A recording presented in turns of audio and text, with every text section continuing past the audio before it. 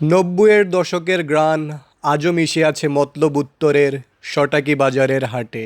সময় বয়ে গেছে, প্রযুক্তি এসেছে, মানুষের পোশাক পাল্টেছে, তবু এই হাটে পা রাখলেই মনে হয় যেন সময় থেমে গেছে।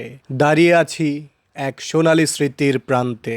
আজও শনিবার ও মঙ্গলবার সকাল হলেই বাজার চত্বরে ধীরে ধীরে জমতে থাকে মানুষ।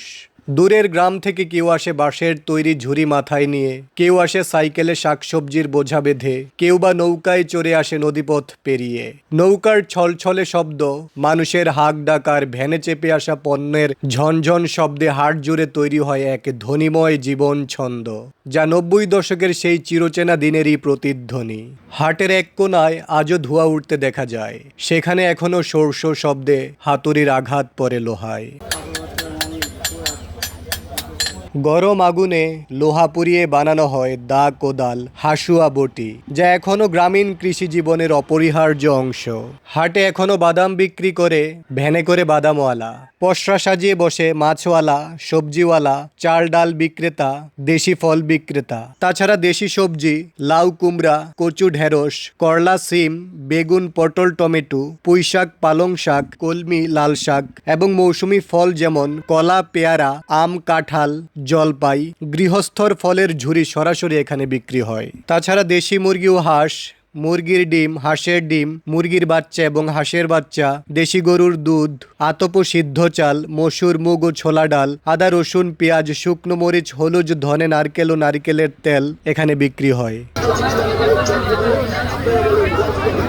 সটাকি বাজারের হাটে আখ কেনাবেচার দৃশ্য যেন এক জীবন্ত প্রাণচঞ্চল মেলা, যেখানে প্রতিটি আখের গাঁটির সঙ্গে জড়িয়ে থাকে কৃষকের পরিশ্রম, খরিদ্দারের আগ্রহ আর এক টুকরো গ্রামীণ সুখ।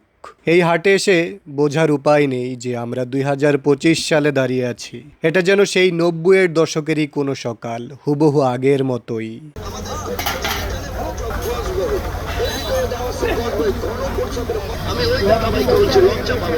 আলুর মতো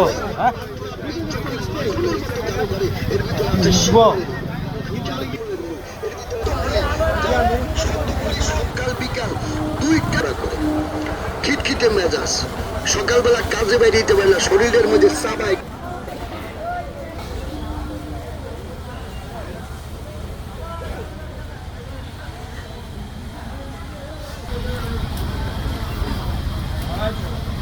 সটাকি বাজারের হাট শুধু কেনাবেচার জায়গা নয়, এর চারপাশে ছড়িয়ে আছে এক অনন্য প্রাকৃতিক সৌন্দর্য, যা একে করে তুলেছে প্রাণময় ও মোহময়।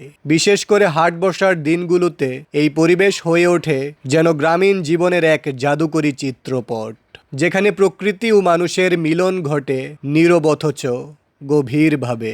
এই হাট শুধু মানুষের তা নয়, এটা গাছের, নদীর, মাটির, পাখির এবং বাতাসেরও। এখানে প্রতিটি মুহূর্ত প্রকৃতি ও মানুষের এক চিরন্তন বন্ধনের প্রকাশ ঘটে, যেটা শহরের কোনো বাজারে খুঁজে পাওয়া যায় না। ঠিক যেন ৯০-এর দশকের গ্রামীণ বাজারের চিত্র।